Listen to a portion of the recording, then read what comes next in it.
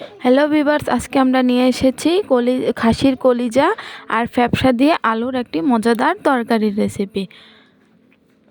Welcome to Mahi রান্নাঘর 24। এই যে এখানে আমরা খাসির কলিজা ফ্যাপসা ভালো মতন কেটে ধুয়ে নিয়েছি। এখানে আমরা গরম পানি দিয়ে ভালো মতন ধুয়ে নিয়েছি পরিষ্কার করে। আর আজকে আমরা রান্না করব দেশি নতুন আলু দিয়ে। এই যে দেশি নতুন আলু, ছোট ছোট আলুগুলো আমরা নিয়েছি, ছুলে আমরা পরিষ্কার করে ধুয়ে নিয়েছি। এখানে আমরা পরিমাণ মতন পেঁয়াজ কুচি, তেজপাতা, আর এখানে আমি পানির মধ্যে মশলাটা রেডি করে নিচ্ছি।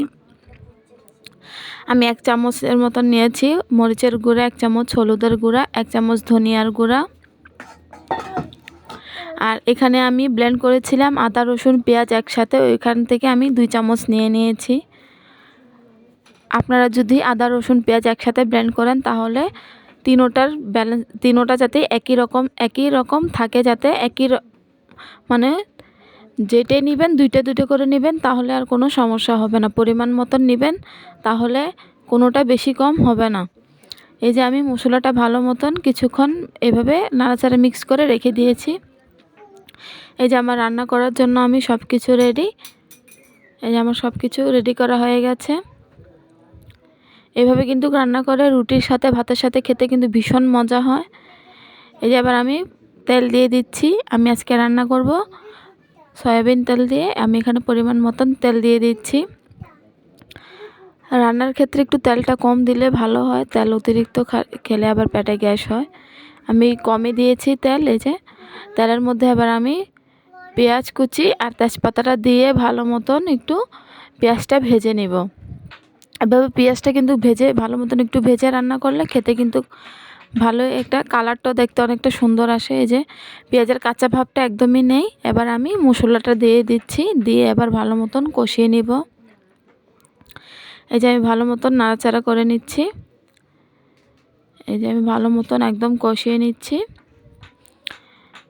এই যে মশলাটা যতই কষালে ততই কিন্তু দেখতেও অনেক সুন্দর লাগে, তরকারির কালারটা খেতেও মজা হয়। আমি কিন্তু 5 মিনিটের মতন মশলাটা কষিয়ে নিয়েছি। এবার আমি কলিজা আর ফ্যাপসাটা দেওয়ার পরে আমি তারপর আরও কিছুক্ষণ কষাবো। আমি পানিটা কিন্তু পরে দিব। আমি এখন আরও কিছুক্ষণ কষাবো। এই যে আমি ভালো মতন মশলার সাথে ভালো মতন নাড়াচাড়া দিয়ে মিক্স করে নিচ্ছি। এই যে আমি ভালো মতন মিক্স করে নিয়েছি। এবার আমি পরিমাণ মতন লবণ দিয়ে দিচ্ছি। এখানে আমি 1.5 চামচের মতন লবণ দিয়েছি। আপনারা আপনাদের বেশি কম হলে আপনাদের পরিমাণ মতন দিবেন। এখানে প্রায় 1 কিলোর থেকে একটু বেশি ছিল, এই জন্য আমি 1.5 চামচের মতন নিয়েছি। আবার এখানে তো আলু আছে। এই যে এবার আমি আলুগুলো দিয়ে দিচ্ছি। আলুগুলো এভাবে দিলে কিন্তু অনেক সুন্দর হয়, ছোট ছোট আলু দেখতে অনেক সুন্দর লাগে তরকারির মধ্যে। একটু কষ্ট হয় কিন্তু দেখতে অনেক সুন্দর লাগে, বাচ্চারা অনেক দেখতে পছন্দ করে ছোট আলুগুলো, এই জন্য আনা। এই যে আমি ভালো মতন কষিয়ে নিচ্ছি। এই যে একটু টাইম নিয়ে আমি কষাচ্ছি। পানিটা একদম শুকিয়ে গেলে তারপর আমি ঝোলের জন্য পানিটা দিব। এই যে আমি ভালো মতন নাড়াচাড়া করে মিক্স করে নিয়েছি। প্লিজ আমাদের চ্যানেলটা সাবস্ক্রাইব করবেন, আমাদের পাশে থাকবেন। এই যে আমি ভালো মতন কষিয়ে নিচ্ছি। মশলাটা একটু বারবার নাড়াচাড়া করলে নিচে লাগে না, এই জন্য আমি একটু পর পরে নাড়াচাড়া করে নিচ্ছি যাতে নিচে না লাগুক। এই জন্য চুলার তাপটা কিন্তু এখন মিডিয়াম আছে। তাপ বেশি দিলে কিন্তু পুড়ে যাওয়ার সম্ভাবনা থাকে, এই জন্য এভাবে রান্না করলে কিন্তু আপনারা ভাতের সাথে রুটির সাথে খেতে পারেন। আমরা আজকে রান্না করব রুটির সাথে খাওয়ার জন্য এভাবে রান্না করা হয়েছে। এটা আমরা রাতের বেলায় এটা রান্না করেছিলাম। এই যে দেখুন আমি ভালো মতন কষাচ্ছি, এখান থেকে একটু পানি ছাড়ছিল। এই যে দেখুন, এই যে আমার কষানোটা মোটামুটি হয়ে গেছে। এবার আমি ঝোলের জন্য পানি দিয়ে দিচ্ছি। এখানে আমি পরিমাণ মতন পানি দিয়ে দিচ্ছি। যে পানি দেওয়া হয়ে গেছে,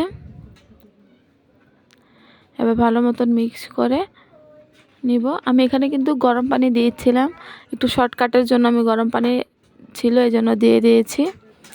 দিয়ে ভালো মতন মিক্স করে নিয়েছি। এবার আমি ঢেকে কিছুক্ষণ রান্না করে নিব। এই যে আমি প্রায় 15 মিনিটের মতন রান্না করে সিদ্ধ হয়ে গেছে। 15 মিনিট আমি ঢেকে রেখেছিলাম। এবার দেখুন আমার রান্না কিন্তু মোটামুটি শেষ পর্যায়ে। এবার আমি গরম মশলার গুঁড়াটা দিয়ে দিচ্ছি।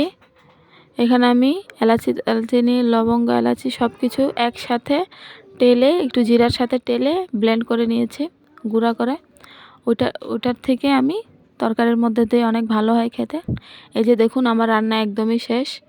দেখুন কত লোভনীয় হয়েছে, খেতে কিন্তু ভীষণ মজা হয়েছিল। আপনারা এভাবে ট্রাই করে দেখবেন, অনেক মজা হয়। এবার আমি রুটিটা বানিয়ে নিচ্ছি।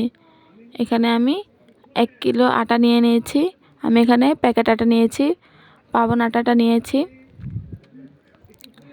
আমি পুরো 1 কিলো আটাটা নিয়েছি, একটু বার রেখে দিয়েছি বেলার জন্য। এখানে আমি লবণ দিয়ে দিচ্ছি। এবার আমি একটু তেল দিয়ে দিচ্ছি। এই তেলটা দেওয়ার কারণে কিন্তু আটা হাতে একটুও লাগে না, আর একদম সুন্দর সফট কাই হয়। আপনারাও রুটি রান্না করে এভাবে দিতে পারেন, অনেক রুটিটা সফট হবে, রুটি শক্ত হবে না। এবার আমি ফুটন্ত গরম পানি দিয়ে দিচ্ছি।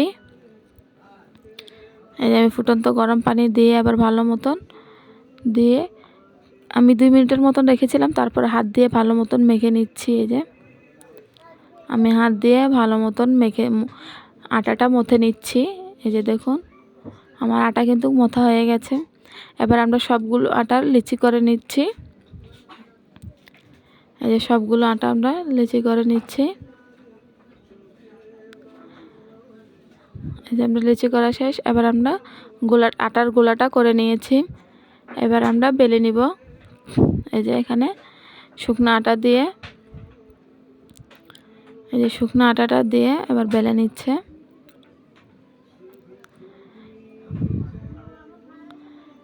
এই যে রুটিটা বেলা হয়ে গেছে। আপনারা চাইলে আপনাদের মন মতন করে বেলতে পারেন। আমরা বেশি মোটা না আবার বেশি পাতলা না, মিডিয়াম সাইজ করে বেলে নিয়েছি। এবার আমি রুটিটা সেঁকে নিচ্ছি। এখানে আমার যা রুটিটা বেলছে আর আমি এদিকে রুটিটা সেঁকে নিচ্ছি। এই যে দেখুন রুটিটা কত ফুলকো হয়েছে, খেতেও কিন্তু অনেক মজা হয় এভাবে কলিজা বোনার সাথে রুটি খেতে। এই যে দেখুন আমার রুটি রান্না করা হয়ে গেছে। আর আমার মেয়ের জন্য আমি কয়েকটা পরোটাও বানিয়ে নিব। এই যে দেখুন আমার রুটি রান্না